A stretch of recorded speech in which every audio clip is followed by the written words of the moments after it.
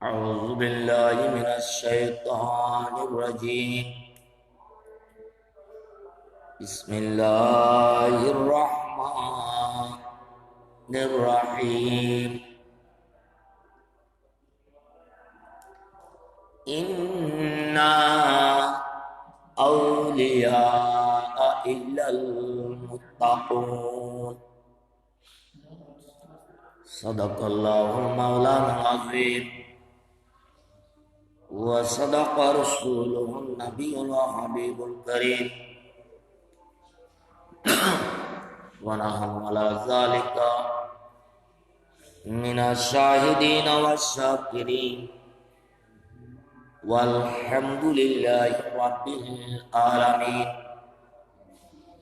رب صل وسلم وبارك عليه. উপস্থিত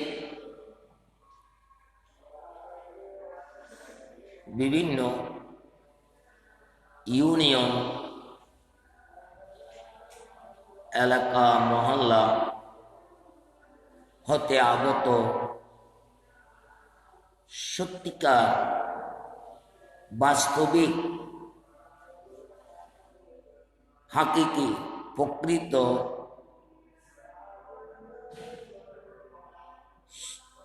আকিদা আহলে সুন্নাত ওয়াল জামাতের মত ফাঁক বিশ্বাসী আমলকারী বর্তমান প্রেক্ষাপটে সারা বিশ্বে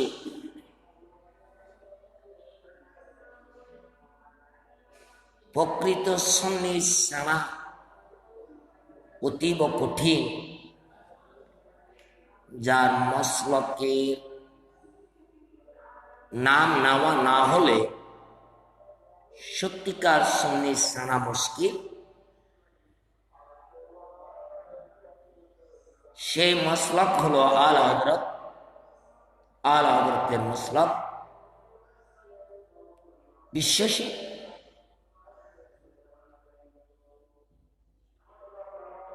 যে যেখানে আছেন আপনাদেরকে জানাই আন্তরিক মুবারকবাদ।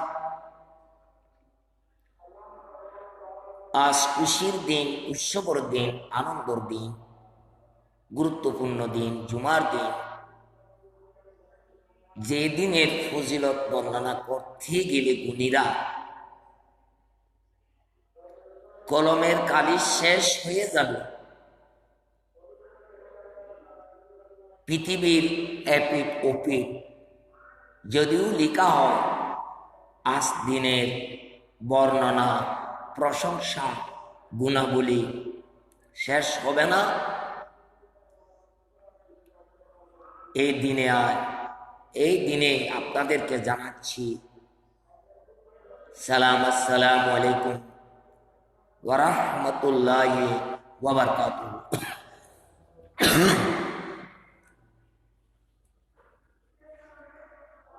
এবং দোয়া করছি একজন আরেকজনকে দোয়া করা, দয়া করা, মায়া করা, ভালোবাসা, ভালো দৃষ্টিতে দেখা, এক মোমেন আরেক মোমেনের সাথে সম্পর্ক রাখা, এটা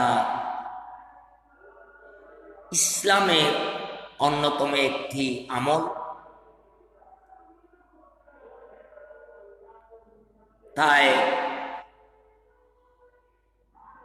যে যেখানে থাকি, যে যেখানে আছেন, একে অপরকে ভালো নজরে দেখবেন, ভালো দোয়া করবেন যেন আল্লাহ মহামারী আসমানের নিচে জমিনের উপরে যতই জটিল, কঠিন, মারাত্মক মুসিবত, বলা মুসিবত, রোগ ব্যাধি রয়েছে, আল্লাহ পাক প্রত্যেককে হেফাজত করুক, আমিন। আসলে কিছু বলে যে নিজে আপনাদেরকে সন্তুষ্টি করব, সে জ্ঞান সে বিদ্যা আমারই নেই। হ্যাঁ, একটাই শুধু আমি জানি, একটাই শুধু শিখেছি, একটাই শুধু বুঝি, সেটি হলো পুরানো কথা বারবার বলতে হয়। যদি বারবার না বলি, যদি বারবার স্মরণ না করি, তাহলে তো আমাদের ঈমান হারিয়ে ফেলতে হবে।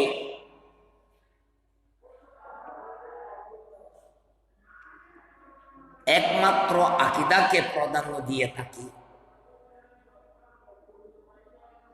যত ফিতনা, যত ফাসাদ, যত কিছুই নয়া নতুন আবিষ্কার হোক, সব কিছুকে এড়িয়ে চলি এবং সদা সর্বদা ওই পথের প্রতীকে থাকতে ইচ্ছা, যে পথের উপর ইস্তেকামত তাকিয়ে যে বা যারা চলে গেল, বিদায় নিল, পরলোক গমন করলো, তাদেরই অনুসরণ করি, তাদেরই পথ ধরে রাখি। সেই পথে একমাত্র নাজাতপ্রাপ্ত দল আহলে সুন্নাত ওয়াল জামাত। আমি বিবেকবান যাদের কাছে আল্লাহ জ্ঞান, আকল, ইনসাফ দিয়েছেন, আপনাদেরকে মধ্যে আরজ করি, কথাটি আমি বারবার বলার কারণ রয়েছে। তোমরা এমন ব্যক্তির অনুসরণ করো, এমন রাস্তা ধরো, এমন পথের উপর তোমরা মজবুত থাকো,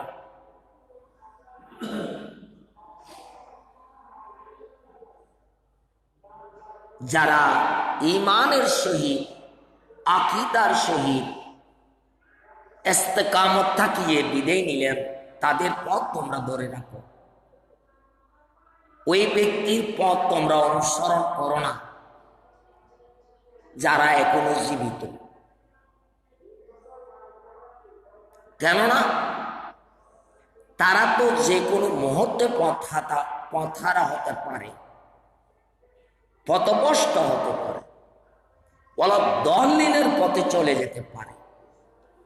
তাই তোমরা জীবিত ব্যক্তিদের অনুসরণ করো না।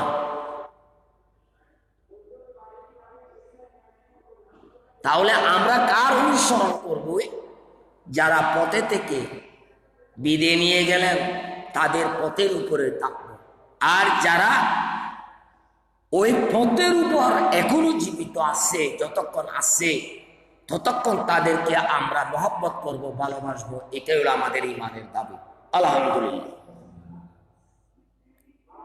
কারণ এই আল্লাহ রাসূলের এই বাণীর ভিতরে অনেক রহস্য রয়েছে। আজকে হয়তো আমি আকীদার উপরে অটল আছি আমার জানা মতে, হয়তো কাল ভোরে, হয়তো কাল সকালে আমি পথভ্রষ্ট হতে পারি, নাউযুবিল্লাহ। তাই আমার কোনো নিশ্চয়তা নেই। কারণ আপনারা দেখতে পাচ্ছেন অনেক সুন্নি আলেম যাদেরকে যুবকেরা ভালোবাসা দিয়েছে, প্রেম দিয়েছে, অন্তর দিয়ে ভালোবাসত যুবকেরা। আমি নাম উল্লেখ করার আমার প্রয়োজন আছে বলে আমি মনে করি না। আপনারা ইঙ্গিত ইশারায় বুঝে নিতে পেরেছেন। সেই রকম ব্যক্তি পথহারা হয়ে গেছে, পদের জন্য, চেয়ারের জন্য, ক্ষমতার জন্য পথহারা হয়ে গেছে। তাহলে সেই ধরনের ব্যক্তির অনুসরণ করা চলবে না। কারণ পদলোভী, চেয়ারলোভী, ক্ষমতালোভী, আসনলোভী, দুনিয়ালোভী, অর্থলোভী মানুষ কোনো না কোনো সময় পথভ্রষ্ট হয়ে যেতে পারে, তার কোনো নিশ্চয়তা নেই। তাহলে আমরা প্রথমে আমার সূত্র হলো, আমার অন্তর থেকে আমি দুনিয়াবি অন্যজনের লোভ লালসা, ঘর বাড়ি ইত্যাদি এইসব লোভ লালসা অন্তর থেকে ফেলে দিতে হবে, মুছিয়ে দিতে হবে।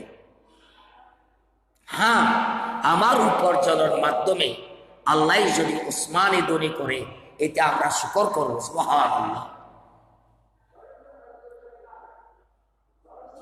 যেমন আমার ইমামে আজম আবু হানিফা রাহমাতুল্লাহ আলাইহি অত্যন্ত ধনী বংশের ব্যক্তি ছিলেন। হযরতে বড় পীর সাহেব বড় ধনী লোক ছিল। মুজাদ্দিদ আল-সানি রাহমাতুল্লাহ আলাইহি বড় ধরনের লোক ছিলেন। আল্লামা রুমি রাহমাতুল্লাহ আলাইহি বড় ধরনের উচ্চমানের ধনী লোক ছিলেন। নবীদের ভিতরে হযরতে সুলাইমান আলাইহিস সালাম 7 মুলুকের বাদশা ছিলেন, সুবহানাল্লাহ।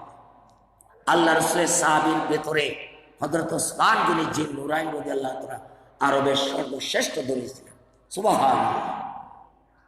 এই ধনপতিরা সুদ ঘুষ খেয়ে ধনী হয়নি, অন্যের উপর জুলুম করে, ফের মুরদি করে,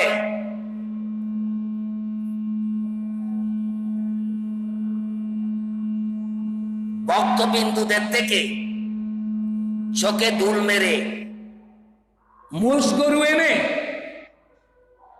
ক্ষেত খামারি লোক থেকে দাবি দিয়ে কমিটি করে মোষ গরু দিয়ে টাকা ইনকাম করেনি তারা, সুবহানাল্লাহ।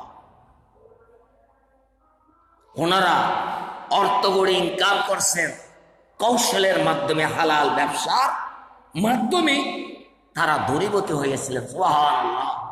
সেই ধন সেই দৌলত আবার ইসলামের জন্য এমন ভাবে বিলীন করে দিয়ে গেলেন। অনেকেরা ইতিহাস খুঁজলে পাওয়া যায় মৃত্যুকালে কাপড়ের পয়সাও ছিল না, সুবহানাল্লাহ।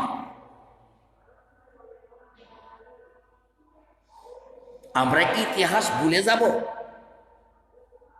আমরা কি এখনো পথভ্রষ্ট থাকবো? আমরা কি এখনো ক্ষমতালোভী মানুষের পিছনে কি জীবন দেব?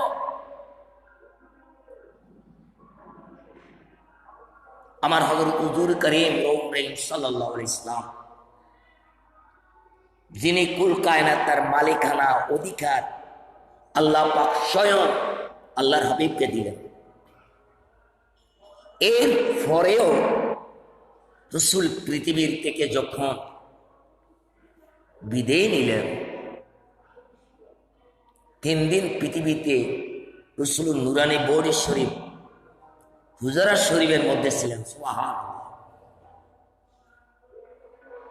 রাত্রিবেলায় ঘরে বাতি জ্বালানোর জন্য, চেরাগ জ্বালানোর জন্য মা আয়েশার কাছে সাহাবীরা গেলে আড়াল থেকে বলতো যে, আয়েশা ঘরে কি তৈলে? আয়েশা উত্তর দিলেন যে, বাতি জ্বালানোর তৈল নেই, সুবহানাল্লাহ।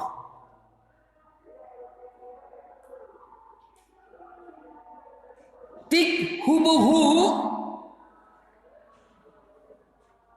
পৃথিবীর রাসূলের পরে ওলি আল্লাহ তক্কার প্রথম ওলি আল্লাহ, ওলিউল আকবর, ওলিউল আজম, যিনি সিদ্দিক আকবর, সিদ্দিক আজম, সুবহানাল্লাহ। ইনি যখন পৃথিবীর থেকে শেষ বিদায় নিয়ে গেলেন, ওনার ঘরে তলাশি করে দেখলেন 1 পয়সাও ছিল না, সুবহানাল্লাহ। কাপড়ের পয়সাও ছিল না। সিদ্দিক আজম এর সে রসুলের কাছে 1,24,000 রসুলের বাগানের ফুল, মাহফুজ ফুল, এর সে বড় ইজ্জতওয়ালা সাহাবী আর ওই পদে প্রতিষ্ঠিত আর কেউ হতে পারবে না, সুবহানাল্লাহ। সে সিদ্দিক আকবরের কাছে কাপড়ের পয়সা ছিল না। সিদ্দিক আজম আমরা কি এই ইতিহাস আপনারা কি জানবেন না? জানা রাখার দরকার আছে কিনা? আর পূর্বেকার ইতিহাস, পূর্বেকার মনীষীদের, ওলি আল্লাহদের জীবনের সামনে রাখেন। যদি অতীতের ওলি আল্লাহদের জীবনী, চরিত্র, আশা, ব্যবহার, চাল চলন, উপার্জনের কর্মকাণ্ডগুলি যদি আমরা সামনে রেখি, শত ওলি আল্লাহর ভিতরে বর্তমানে একজন আল্লাহর ওলি অরিজিনাল পাওয়া যাবে না। নাউজুবিল্লাহ। বড় দুঃখের বিষয়। সিদ্দিক আকবর কি খেলাফতের সময় কি আসন বাড়াতে পারত না? সিংহাসন বাড়াতে পারত। ওনার খাওয়া মোবারককে সামনে রেখে দিতে পারত, বক্তরা এসে সিদ্ধা করত। নাউজুবিল্লাহ। সে ব্যবস্থা সিদ্দিক আকবরে করেনি। তাহলে আমরা আসুন পূর্বেকার ওলি আল্লাহদের, মনীষীদের কার্যকলাপগুলো যদি আমরা এখন দেখি, রাখি, আর এখনকার গুলা মাইপা দেখেন, আমার মনে হয় মাফে একজনও পাল্লায় আসবে না, কঠিন হবে।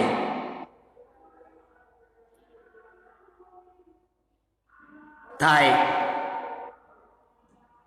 ওলি আল্লাহ অর্থাৎ আল্লাহর বন্ধু, আমি কত জুমায় বলেছিলাম 11টি 10টি ডিগ্রি 10টি সনদপত্র এড়িয়ে যেতে হবে গৌস হওয়ার জন্য। কি হওয়ার জন্য? গৌস হওয়ার জন্য। একটা দুটা ডিগ্রি না, কয়টা? 10টি পেরিয়ে তারপর হতে হবে গৌস। গৌসের ঊর্ধ্বে রয়েছে গৌসুল আজম। সুবহানাল্লাহ। আমার শিক্ষিত ভাইয়েরা, পৃথিবী চলে যাক, অন্ততপক্ষে বর্তমান সময়ে কিছু লোক হলেও সঠিক পথ ধরে রাখেন। এতখানি ডিগ্রি ওয়ালা গৌসুল আজম কি জমিনে আছে? আমরা যে ডালাওয়া ভাবে যাকে তাকে আমরা গৌসুল আজম বলে দিই, এই লকব দেওয়ার অধিকার তোমাকে আপনাকে কে দিল? এই গুণাবলী কি ছিল? আমভাবে ডালাওয়া ভাবে গৌসুল আজম বলা। যারাই বলতেছো তোমরাই তার জবাব দিতে হবে। সেই বিষয়ে আমার গৌসুল আজম প্রশ্ন করবে কিয়ামতের মাঠে। সুবহানাল্লাহ।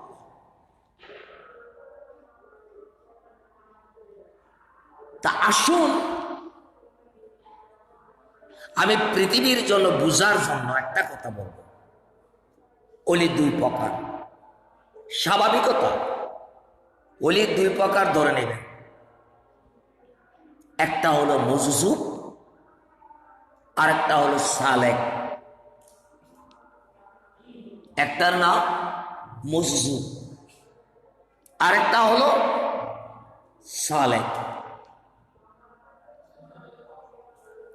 আপনি কি মজজুব আর সালেক ওলি আল্লাহ চিনেন? আমি কি চিনি?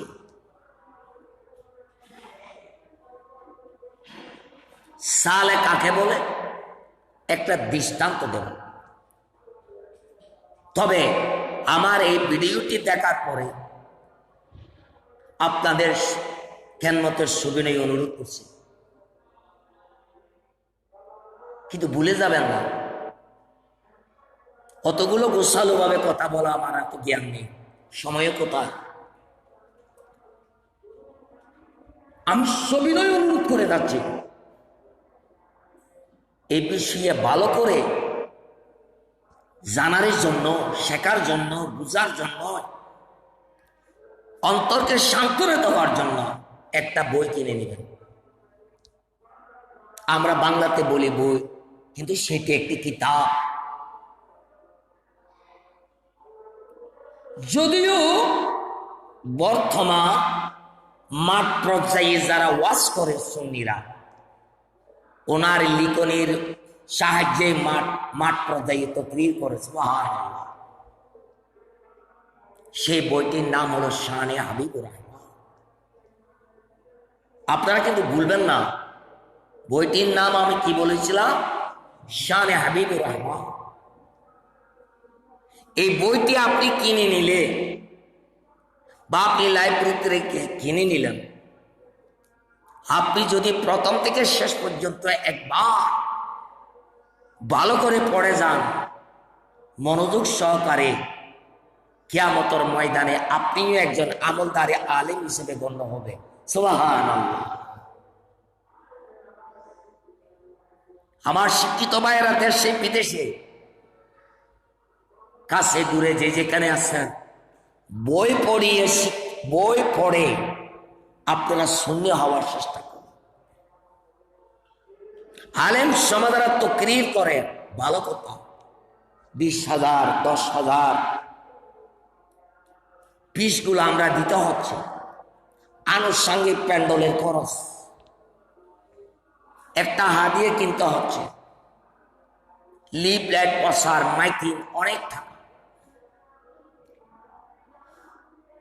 মাহফিলে যারা সদস্যরা আছে 16-18 জনে পরিশ্রম করে মাহফিলটি আয়োজন করে থাকে, কিন্তু যারা আয়োজন করে তারাই কিন্তু মাহফিলে বক্তারা যে কি বলছে তা শোনার জন্য সুযোগ পায় না। আলেমদের কেন্দ্রতে আন্নি বিরিয়ানি যথাযথ দিতে পারছি কিনা, কত ঝামেলা। দুঃখের বিষয়, যতক্ষণ না পর্যন্ত মাহফিল হয়েছিল অতক্ষণে, যখন তবরু খাওয়ার পরে মাহফিলের বক্তাদের বক্তৃতাও আমরা ভুলে গেছি। লাভটা কি হলো? আমি মাহফিল বন্ধ করার জন্য বলি, মাহফিল মাঠ পর্যায়ে থাকতে হবে। সুন্নিদের মাহফিল বেশি হওয়া চায়, তবে আমাদের শরীয়ত ভিত্তিক সত্য কথা মাঠ পর্যায়ে বেশি বলাও চায়। সুবহানাল্লাহ। এবং আমরা যুবকদেরকে বই পড়ার অভ্যস্ত করে দিতে হবে। প্রত্যেকটি সুন্নি পরিবারের মধ্যে ঘরে ঘরে যেন বই পৌঁছে যায়, সেই ব্যবস্থা করে নিতে হবে। যাদেরকে আল্লাহ তৌফিক দিয়েছেন সাধ্য অনুযায়ী, আপনি প্রতি বছরে যারা ধনীরা 50,000, 1 লক্ষ টাকা, 25,000, 20,000 টাকা বই কিনে কিনে যুবকদের সুন্নি পরিবারের কাছে পৌঁছাইয়ে দেওয়ার সময় এখন সময়ের দাবি। যদি আমরা বই পৌঁছা দিতে পারি, তাহলে সেই পরিবারের মধ্যে বাতিল ঢুকতে পারবে না, সেই পরিবারের পরিজনকে বাতিলরা গ্রাস করতে পারবে না, তার ঈমান মজবুত থাকবে। সুবহানাল্লাহ। আমি ওলি আল্লাহর প্রাসঙ্গিক যেটা আমি বলার উদ্দেশ্য ছিল, আমি অনুরোধ করব শানে হাবিবুর রহমান বইটি কেনার জন্য। মাত্র 200 টাকা। দেখেন, আপনার আমার পেটের ব্যথা, কারো পেটে ব্যথা করতেছে অথবা মাথা ব্যথা, অসুস্থ হয়ে পড়লাম, শরীর সুস্থতা রাখার জন্য একটি গাড়ি ডাকলেন, একটা সিএনজি নিলেন, 500 টাকা ভাড়া। গেলেন আপনি একজন এমবিবিএস ডাক্তার কাছে, এখনো আপনি সুস্থ হলেন না, গাড়ি ভাড়া দিয়ে দিতে হয়েছে। ডাক্তারও সুস্থতা করতে পারবেন না, ডাক্তারে আপনার শরীর চেক আপ করে আপনাকে একটি প্রেসক্রিপশন দিয়ে দিলেন। কয় মিনিট দেখিয়ে, 1, 2, 3 মিনিট দেখে প্রেসক্রিপশন দিলেন, তাও 500 টাকা গেল। এবার গাড়ি ভাড়া 500, ডাক্তারের ফিস গেল 500, গেল 1,000 টাকা। এবার জানি না ওই ওষুধের মূল্য কত আসে, পর পৃষ্ঠেতে দেখা যায় আপনাকে আর 3টা দিল অ্যাস্ট্রো। যাক, ওষুধ কিনে আনলাম, গেল 1000 টাকা বা 500 টাকা, গেল 1500 টাকা, অ্যাস্ট্রো বাদে দিলাম। এই 1500 টাকা খরচ করলেন আপনার শরীরটা সুস্থ রাখার জন্য, ভালো থাকার জন্য। যাক, আপনি ওষুধ খেলেন, আপনার ভালো লাগছে, এটা বডি সুস্থতার জন্য। আর আপনার ইমানে, আমার ইমান, আপনার ইমান সুস্থ রাখার জন্য কোন ধরনের ডাক্তারের কাছে আপনি গিয়েছেন আমার জানা আছে? কোন আমার ইমানের কোন চিকিৎসা, রোগ হয়েছে কিনা, আমাকে বাতেলের কোনো বাতাসে পেয়েছে কিনা, আমার ইমানের গোড়ায় কোনো আঘাত হয়েছে কিনা, সেই চিকিৎসাকে আমরা কোন ভালো চিকিৎসার হাতে গেলাম?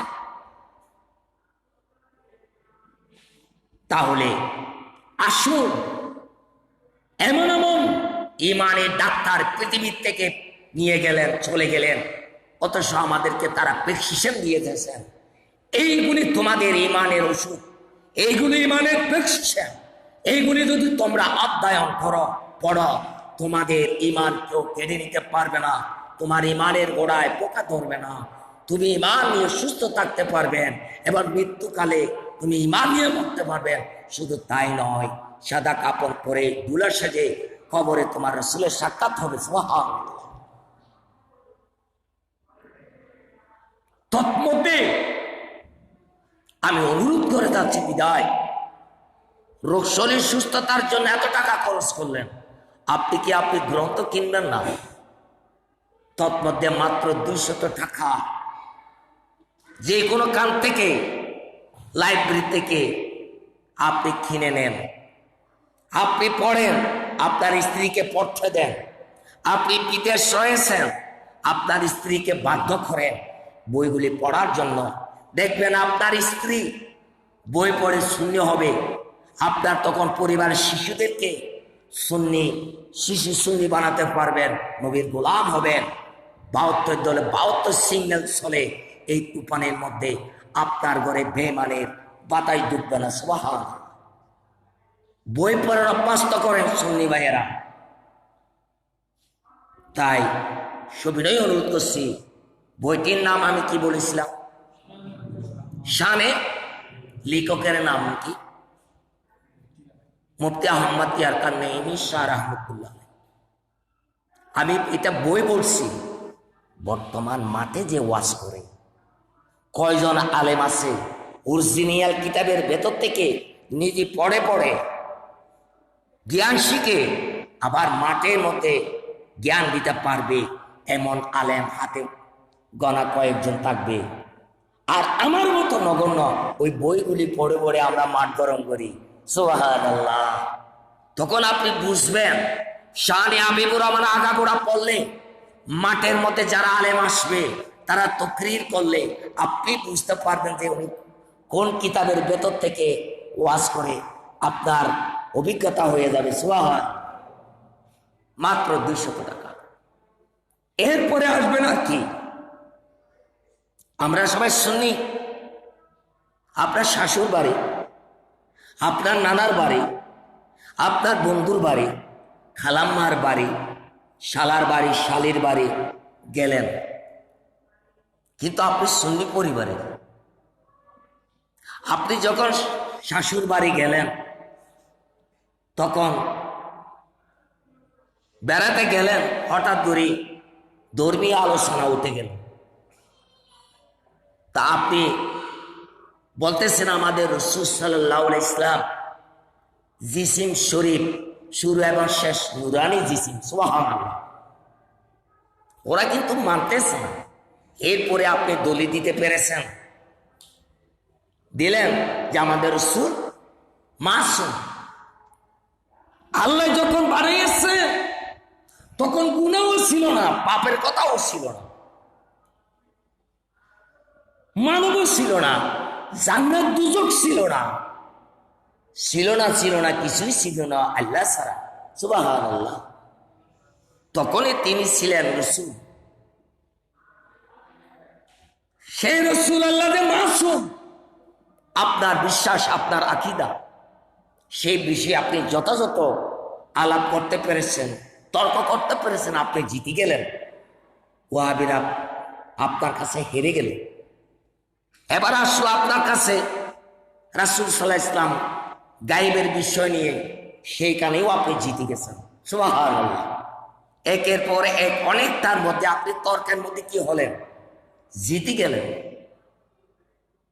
একটা, দুটা, তিনটা, চারটা, পাঁচটা, অনেকটা যখন চলে গেল, বাতিলে বসে আছে, আপনাকে এমন জায়গায় আঘাত করবে যেখানে আপনি আর মুখ খুলতে পারবেন না।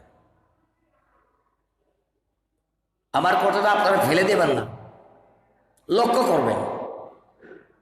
এবার আপনাকে আটকানোর চেষ্টা করতেছে যে ওনাকে তো মিলাদুন নবী দলিলও দিতে পেরেছে, রাসূল সাল্লাল্লাহু আলাইহি ওয়াসাল্লাম যে মাসুম এই বিষয়েও দলিল দিতে পেরেছে, হাজের নাজেরের বিষয়েও, ফাতিহার বিষয়ে, মিলাদুন নবীর বিষয়ে, জুলুসের বিষয়ে, সব দিক থেকে আপনি জিতে গেলেন।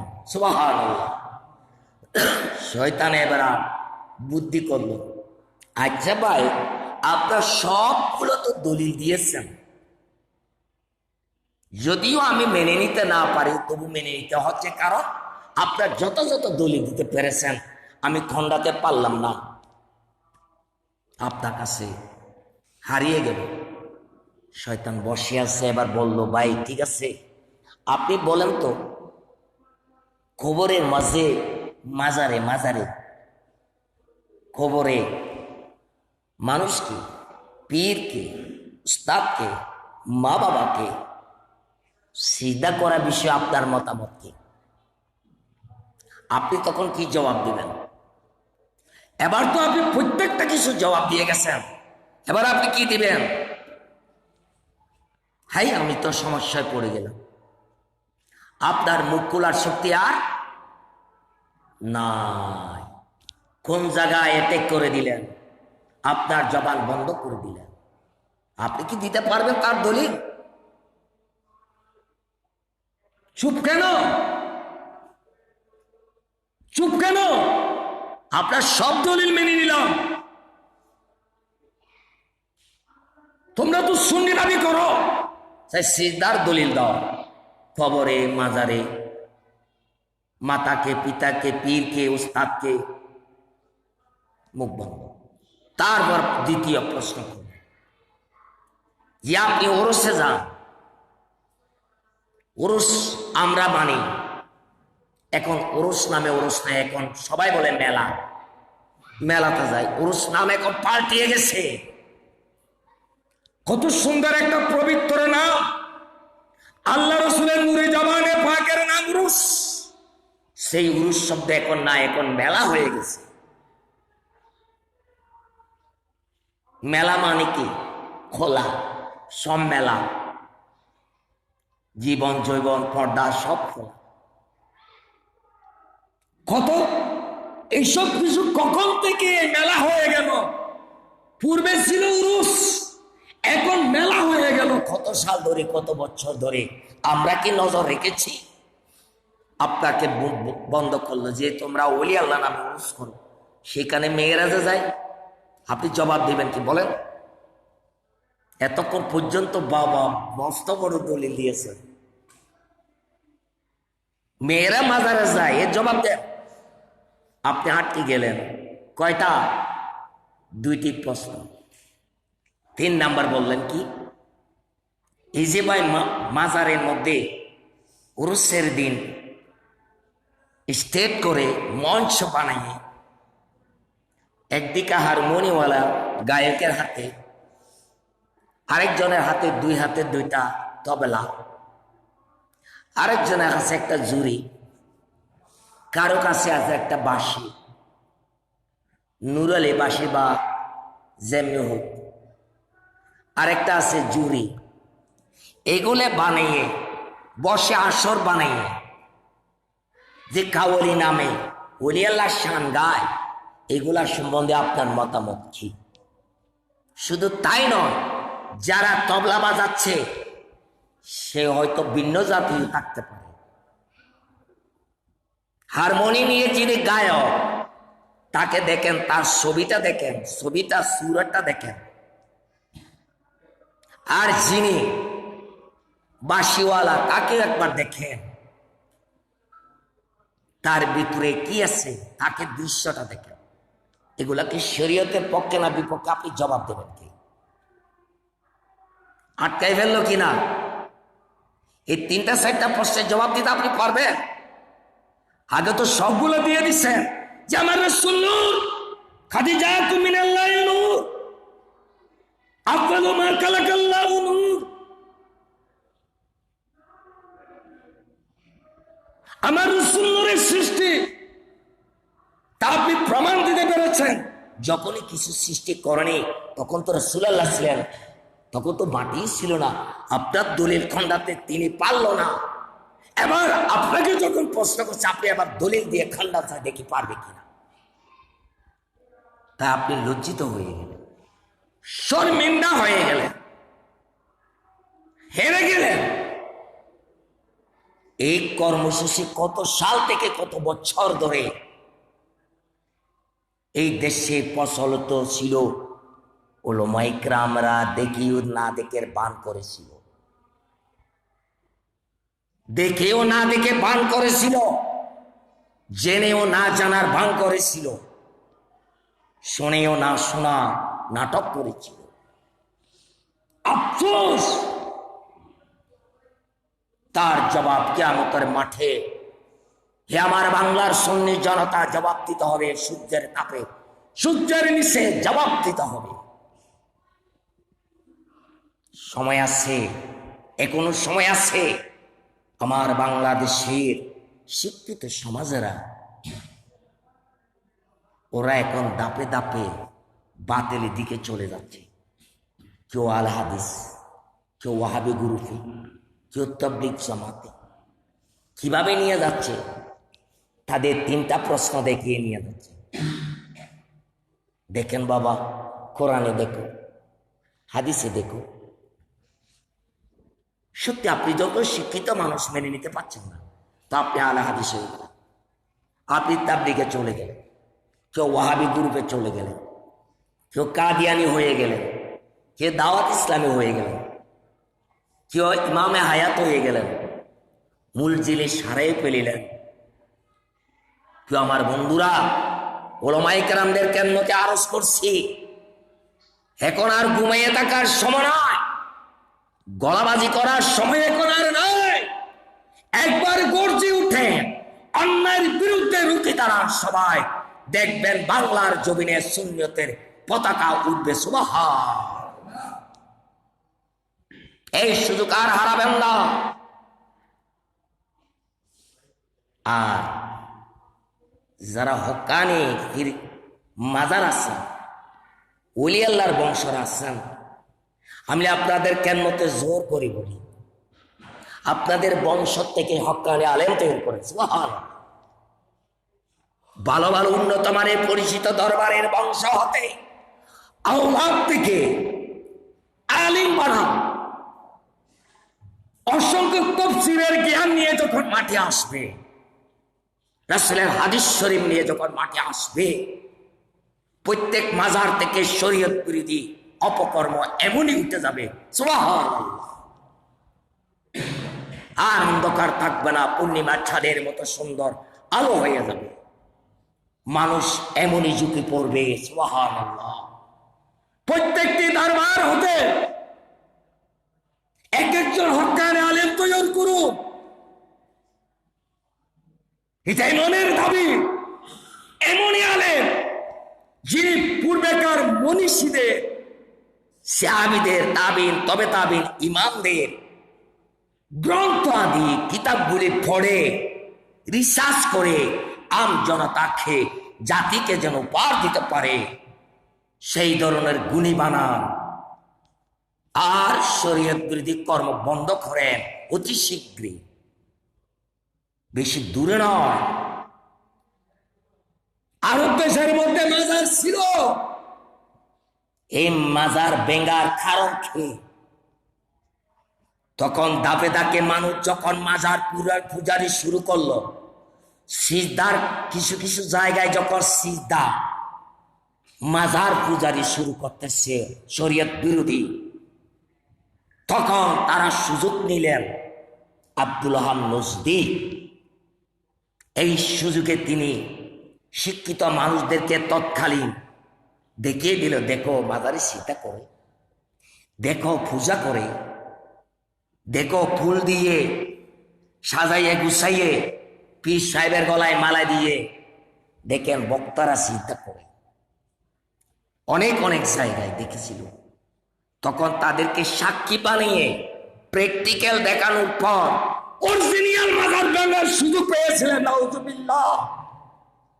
তাই তো মক্কা শরীফে মদিনা শরীফে অসংখ্য মাজার ভেঙে দিয়েছেন নকল পীরের বন্দর কর্মকাণ্ডের কারণে।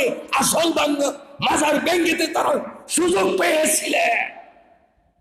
সেই ইতিহাসের মোলারা মাঠ পর্যায়ে না বলার কারণ কি?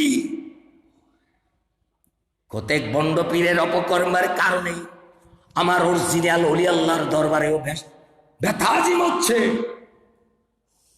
পরিশেষে সব বাজার ভেঙে দিলেন। শনিবার দিন আসর ওয়াক্তের সময় আমার রাসূলুল্লাহর রওজা শরীফ ভাঙানোর প্রচেষ্টা নিলেন। নাউজুবিল্লাহ। আব্দুল ওহাব নজদি 70 জন ব্যক্তিকে নিয়োগ করে দিলেন যে আজকে আসরের নামাজের পর মুহাম্মদ সাল্লাল্লাহু আলাইহি ইসলামের মাজার ভাঙানো হবে, ভূতের মাজার। নাউজুবিল্লাহ। এখনো বাতিলেরা গোপনে তাদের লেখা আছে মাজারকে ভূতের ভূতখানা বলে। কেন? নকল পীরের কর্মকাণ্ডের কারণ দেখিয়ে অরিজিনাল মাজারকে ও ভূতের ঘর নাম দিয়েছেন। নাউজুবিল্লাহ। খবর আছে, ইতিহাস জানা আছে। আমার বন্ধুরা আসুন, রাসূল সাল্লাল্লাহু আলাইহি ইসলামের রওজা শরীফ যখন তৎকালীনের যন্ত্র অস্ত্র নিয়ে যখন ভাঙানোর জন্য গেলেন, অস্ত্র যখন লাগালেন, সেই রওজা শরীফকে রক্ষা করার মালিক নিলেন দায়িত্ব। লা ইলাহা আল্লাহর আরশ কেঁপতে কম্পন করতেছে। এইমাত্র খন্ডা কুড়াল নিয়ে ভাগবে, আল্লাহর আরশ থরথর কাঁপতেছে। আল্লাহর অসহ্য হয়ে যাবে। তাই বিশাল এক সর্প সেখান থেকে বের হলেন। অনেক তাকে শ্বাসের মাধ্যমে গ্রাস করে ফেললেন। সুবহানাল্লাহ। বাকিরা সব পলায়ে গেলেন, রাসূলুল্লাহর রওজা হেফাজত রেখে গেলেন। সুবহানাল্লাহ। বন্ধুরা আর ঘুমালেন না যুবকেরা, একবার সামনে এগিয়ে চলুন, দেখি সুন্নিয়ত কোথায় অ্যাটাক হয়েছে। সেই অন্যায়কে অত্যাচারকে সরিয়ে দিয়ে সুন্নিয়তের পতাকা উত্তোলন করুন। সুবহানাল্লাহ। আমি মরে যেতে পারি, আমার আত্মায় দেখব।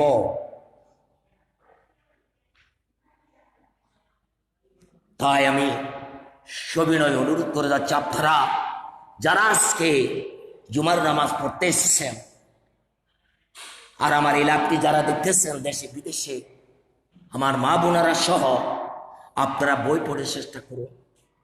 তারপর শুন, আপনি জবাব দেবেন কোথায়? আপনাকে অ্যাটাক করে ফেললেন যে ভাই শ্যামা বাজার সম্বন্ধে, অধিকার সব মাজারে শ্যামা বাজায় কিনা? আপনারা বলেন না, উচ্চস্বরে বলেন না, বাজায় কিনা? এই বিষয়ে আপনার দলিল কি? হ্যাঁ, কতগুলো বন্ডরা 100 বছর চলে গেল, কেউ 60, 70, 80, 50। কিছু কিছু বাংলা বই লিখে লিখে, মিথ্যা বানাহুতি লিখে লিখে, মারফতি লাইন বলে বলে সত্যতা প্রমাণ করে দিয়েছেন। নাউজুবিল্লাহ। আসলে তার পিছনে কোনো ভিত্তি কোরআনে হাদিসে নাই নাই নাই নাই নাই। আমরা ধরি নাকি এগুলো মনীষীদের বাণী। আরো বলে কি আল্লাহর ওলিরা মিথ্যা বলতে পারে না, কথা তো ঠিক। তাহলে সে বিষয়ে আমরা জবাব দিতে পারি না। তাই আসুন আমরা সেই বিষয়ে জবাব দেব। আমার শিক্ষিত ভাইয়েরা, আলা হযরত রাদিয়াল্লাহু তাআলা সেই বিষয়ের উপর ওনার দরবারে যখন প্রশ্ন আসলেন, সেই জবাব দিলেন মাসাইলে সামা, কত টাকা যায় আছে মূল্য, আপনার ইমানটা বাঁচলো, একটা ট্যাবলেটের পয়সাও না। সুবহানাল্লাহ। আপনি তাজমের চিন্তা করবেন কি করবেন না, সেই বিষয়ে আপনাকে যদি কোনো সুন্নি আলেম এই বিষয়ে আলাপ করে যে জায়েজের পক্ষে, তার সাথে আপনি বহস করতে পারবেন। আলা হযরতের তার জবাব, আপনি শানে হাবিবুর রহমানটা যদি আপনার থাকে, আপনি লাস্টে গিয়ে পড়লে আপনার মন ভরে যাবে ওলি আল্লাহ ছানার জন্য। জোরে বলেন সুবহানাল্লাহ। ওলি আল্লাহদের হেস্তর, ওলি আল্লাহদের হেস্তান, ওলি কাকে বলে, ওলি ছানার লক্ষণ কি, ওলি আল্লাহ হতে শর্ত কি, সুবহানাল্লাহ। এই বইগুলো আপনি পড়েন লাইব্রেরি থেকে। দুইটা ছেলের মাথায়, একজন আমার বাগিনা ইকবাল আর একজন মুন্না, দুই ছেলের মাথায় আসলো না হুজুর এসব কর্ম তো আমরা করি, লাভ নেই। আমরা যদি যুবকের হাতে যদি বই পুস্তক পৌঁছাই দিতে পারি, শিক্ষিত সমাজে একজন শিক্ষিত ভাই যদি ভালো মজবুত সুন্নি হয়, সে একটা বট গাছের মতোই, যখন রুদ্র হবে তার যখন ছায়ার দরকার হবে, সেই ছায়া তলে আসবে। সুবহানাল্লাহ। সমাজে একজন শিক্ষিত ভাই যদি বই পড়ে সুন্নি হয়, তার ছায়া তলে অসংখ্য আম জনতা এসে যাবে ছায়ার জন্য। সুবহানাল্লাহ। তারপর বললাম জাল হক, জাল হক হবে আমার 750 টাকা, এটা হলো 200 টাকা, আর এটা হলো 50 টাকা, ওইটাতে 20টা 30 টাকা মনে হয়। এই বইগুলো আপনি রাখেন এখান থেকে না, এর দেখানোর জন্য এনেছি। অসংখ্য মানুষের হাতে বই এখন পৌঁছে যাচ্ছে। এই দুই ছেলের পরামর্শ, আল্লাহ তাদের আমলকে কবুল করুক। এভাবে প্রত্যেক যুবকেরা, প্রত্যেকটি শিক্ষিত সমাজ দেশে বিদেশে আপনার পরিশ্রমের টাকা দিয়ে আপনার আত্মীয় স্বজনের কাছে, আপনার স্বাস্থ্য ভাই, চাচাতো ভাই, খালাতো ভাই, বন্ধু বান্ধবের হাতে সৎকা হিসেবে বই পৌঁছাইয়ে দেন এবং দাবি দেন বইগুলি পড়ার জন্য।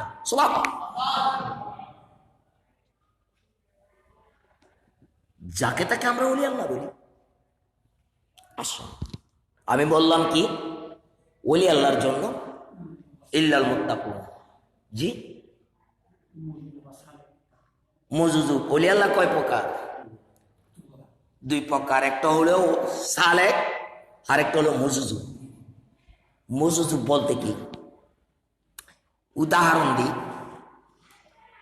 সমুদ্রের মধ্যে পাখিরা সাঁতার কাটে না উপরে, সমুদ্রের মধ্যে পাখি উপর দিয়ে সাঁতার কাটে না, সমুদ্রের কিছু পাখি আছে, তার মানে মাছ আছে, মাছেরা পানির ভিতরে কি করে, সাঁতার কাটতে কাটে তারা জীবন খায়, এমনই ভাবে যায়। আর বাতাসের সাথে সাঁতার কাটে খারাপ পাখিরা, ঠিক তেমনই ভাবে উদাহরণস্বরূপ যেটি শানে হাবিবুর রহমান পরে আমি ওলি আল্লাহ শান বয়ান করতে চেয়েছি, এই বিষয়ে জ্ঞান আমার নেই, ঠিক তেমনি ভাবে বর্তমান আলেমরা এটা পড়ে ওয়াজ করে। এটা যদি পরিপূর্ণ ওয়াজ করতে পারে মাহফিলের মধ্যে অসংখ্য মানুষ আগে, এটা তো সুবহানাল্লাহ। আর যেগুলি আমি পড়ছি জরকানি শরীফের ভেতর থেকেও বলবো না, তাফসীর সাবিত থেকেও বলবো না, আমি এটা শুধুমাত্র বরকতের জন্য রাখছি। ওলি 2 প্রকার। আরেকটা উদাহরণ দিলেন মজুজুবে সালে, একজন মেয়ে মাথার মধ্যে একটা পানির কলসি আর 2টা কলসি 2 কাঁধে, অর্থাৎ বগলে। মেয়েরা পানির জন্য যেত তৎকালীনের মধ্যে কুয়ার মধ্যে, তৎকালে কোথায় যেত পানির জন্য? কুফের মধ্যে। তো সঙ্গীরা দল বেঁধে যেত, আবার সঙ্গীরা পানি ভরে মাথায় একটা, 2 বগলে 2টা, কুমোর দোলায় করে করে আসতো। আর একজনের সাথে একজনে কিস্তা বলতো, কাহিনী বলতো, কিন্তু মাথার কলসি মাথায় রয়ে থাকতো, দুই বগলের মধ্যে কলসি রয়ে যেত। এভাবে কথা বলতে বলতে তারা যেত, আবার পানি ভরে বাসায় আসতো। সুবহানাল্লাহ। কোথায় যে রাস্তা দিয়ে, এটা হলো শরীয়ত, এটা হলো মজুজুবে, এটা হলো সালেক ওলি, ওলির মেশা। কিসের মেশা? কলসিতে পানি আছে কি নাই?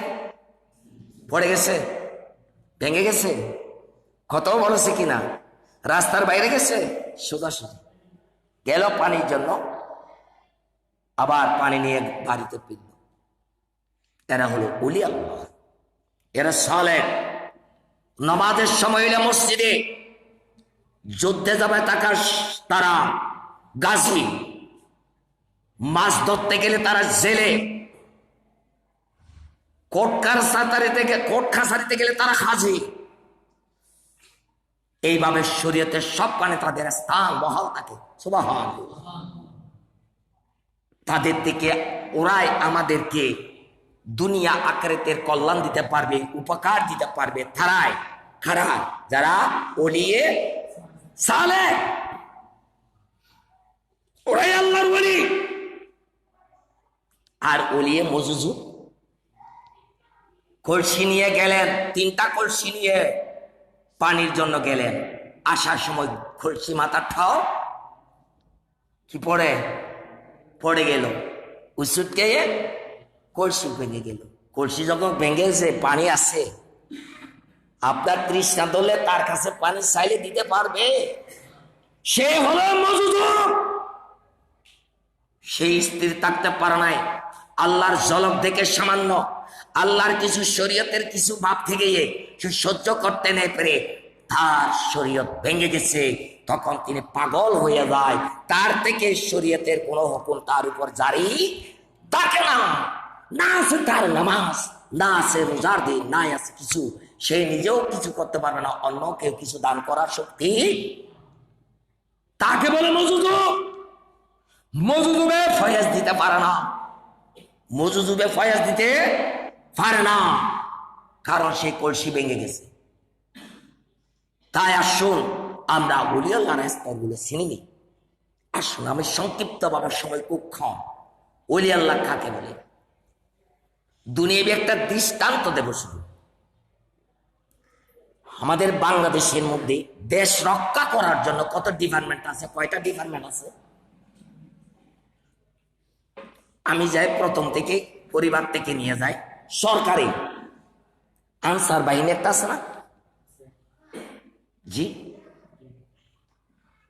তারপরে আনসার বাহিনীর ঊর্ধ্বে কি আছে তা বলতো?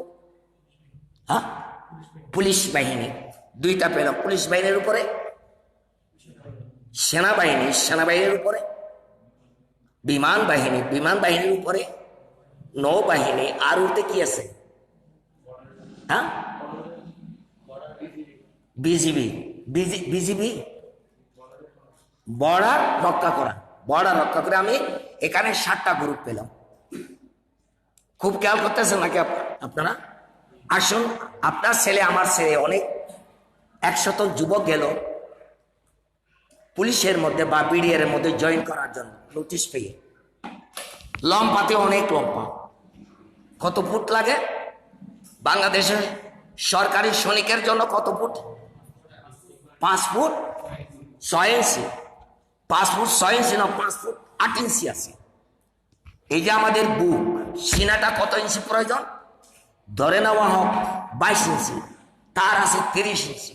ফিট হলো কি হলো না? লম্বাতেও স্বাস্থ্য দেখলো মাশাআল্লাহ, ওজনের ক্ষেত্রেও বড়ি আকারে ফিট হলো কি হলো না? লেখাপড়ার সার্টিফিকেট দেখলো মাশাআল্লাহ A+ অফিসার হতে পারবে, ফিট হলো কি হলো না? বংশর ক্ষেত্রে দেখলো মাশাআল্লাহ বংশ যথাযথ, সেই দিকেও ফিট হলো কি আনফিট হলো? এবার এইভাবে করতে করতে সবখানে ফিট। হঠাৎ করে দেখলো তার পায়ের নিচে, পায়ের নখ ছিঁড়ে কেটেছে, রোগ হয়েছে। কোথায়? নখের মধ্যে, পায়ের নখ, ওখানে একটা রোগ। ভয় বাবা, আপনি হবেন না। কেন? এতখানি 99টি আমি ফিট, পায়ের নখের মধ্যে একটু রোগ হয়েছে। এটাকে আমাদের চিটাঙ্গে বলে ছিঁড়ে ধরছে। কি বলে আপনি সাথে? হ্যাঁ, নকুনি। হ্যাঁ, অর্থাৎ নখের মধ্যে রোগ হয়েছে। হয় না, এটা হবে না। আরে বাবা, সব দিক থেকে এটা কি আসার যায়? হয় যে না, সরকারি ডিপার্টমেন্টের ভিতরে আগাগোড়ি বড়ি এক্সপ্লোর করে নিদাকে নিতে হবে। সুবহান। এটা সরকারি ডিপার্টমেন্টের লোকের জন্য এতগুলা চেকআপ। আপনারা আমার কথাটা বুঝতে পারছেন? আর আল্লাহ পাক রব্বুল আলামিন ওলি আল্লাহদেরকে ওলি আল্লাহর স্থানে যেতে হলে কতখানি ডিগ্রি নিয়ে যেতে হবে, কত শর্ত লাগবে সুবহানাল্লাহ। আপনারা বুঝতে পারেন না মনে শুধু নখের মধ্যে একটু ফসা ধরছে, সামান্য ক্ষয়, কালো সিয়াকো ধরছে আর কি, ব্যথা ক্ষয় না হবে না, হবে। তুমি এটা সুস্থ হয়ে আসো, তারপরে তুমি সরকারের লোকে তোমার নিয়োগ দিতে পারবে সুবহানাল্লাহ। তাহলে এতখানি পরীক্ষা নিরীক্ষা করে সরকারি ডিপার্টমেন্টে ঢুকতে হয়, পুলিশ, আরব, নৌবাহিনী, বিমান বাহিনী, পুলিশ, বিজিআর ইত্যাদির জন্য। আর আল্লাহর ওলি আল্লাহ তাআলার শরীকতে হলে কতখানি জরুরত আছে, এবার আপনারা বিভাগ করেন।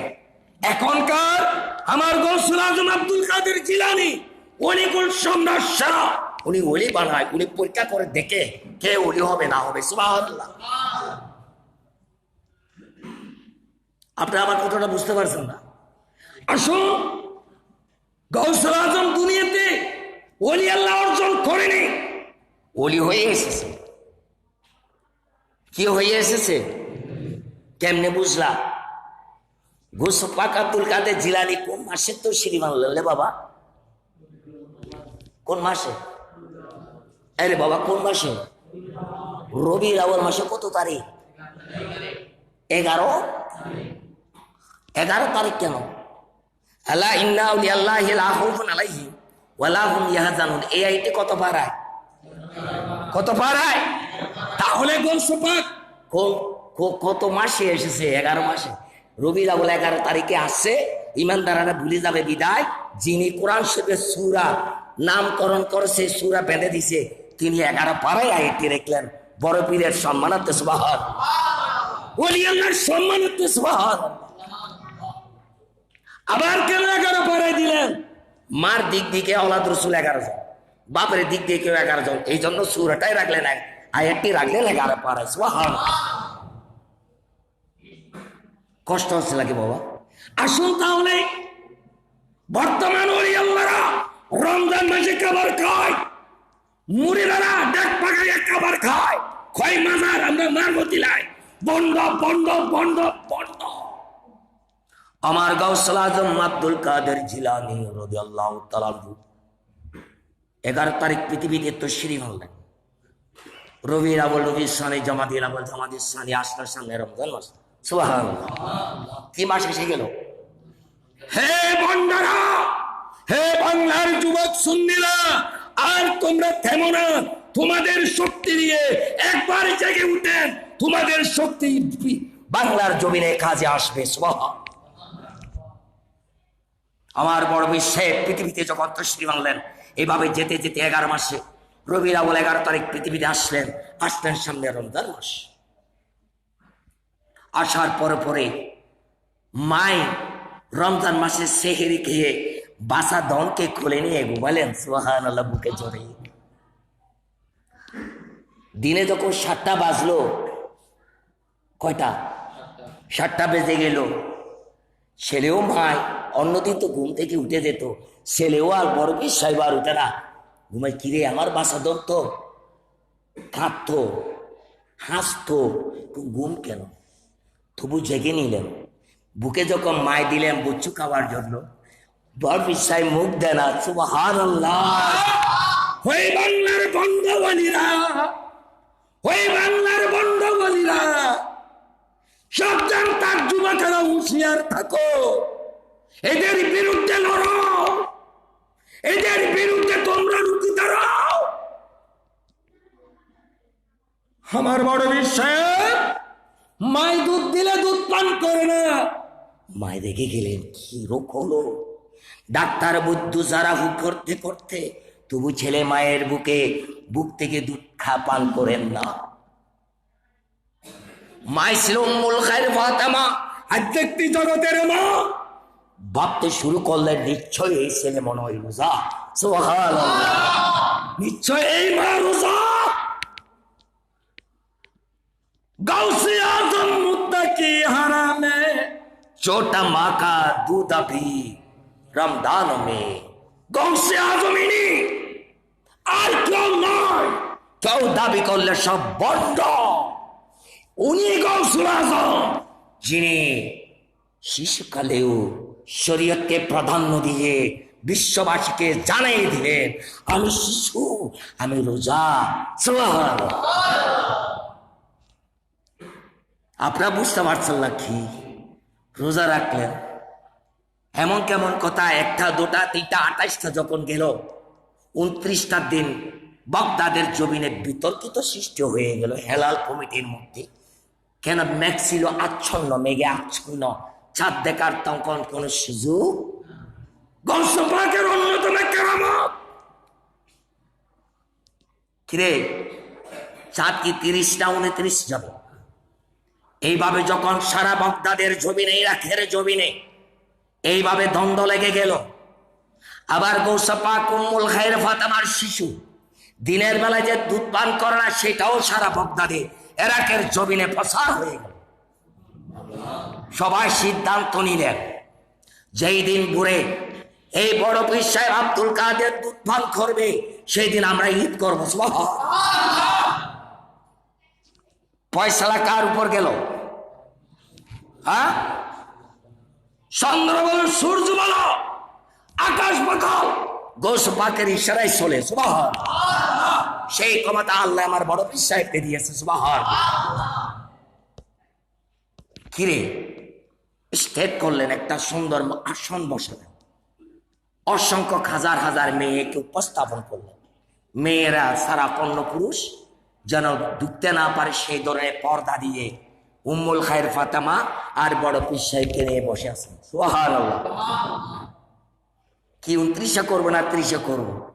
মা জননী শিশুদলকে আছে দেখি।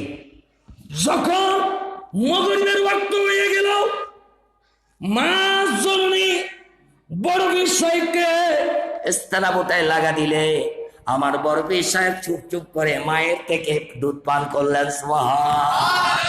আরে বাবা, আমরা যদি পৃথিবীতে ছাড়তাম দেখি আল্লাহর বড় পীর সাহেব থেকে আল্লাহ রাজ্য মুঠেও দূরে নয়, সবগুলো উনি থেকে। তাই বলেন সবাই, নজর তুইলা বেলা বিল্লাহি জামান কাকার দালাতিন আলা হুকমে তাসালি আসসালামে।